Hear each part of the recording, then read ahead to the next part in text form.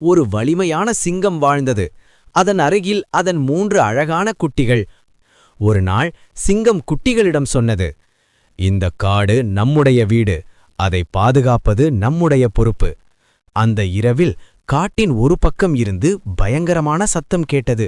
ஒரு பெரிய நரிக்கூட்டம் காடுக்குள் புகுந்து மற்ற விலங்குகளின் உணவை திருடிக் கொண்டிருந்தது. பல விலங்குகள் பயந்து ஓடின. சிங்கம் குட்டிகளை அருகில் அழைத்து, பயப்படாதீர்கள், இன்று நீங்கள் துணிவை கற்றுக்கொள்ள வேண்டும் என்றது. குட்டிகள் சிங்கத்துடன் சேர்ந்து அந்த இடத்துக்குச் சென்றன.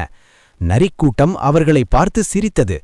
இந்த சின்ன குட்டிகளுடன் வந்திருக்கிறாயா என்று.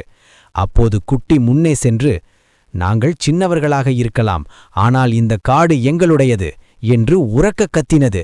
மிட்டியும் பட்டுவும் சிங்கத்துடன் சேர்ந்து கர்ஜனை செய்தன. அந்த சத்தம் முழு காட்டையும் நடுங்கச் செய்தது. நரிகள் பயந்து ஓடின. அந்த நாளிலிருந்து மற்ற விலங்குகள் சிங்கக்குட்டிகளை மதிக்கத் தொடங்கின.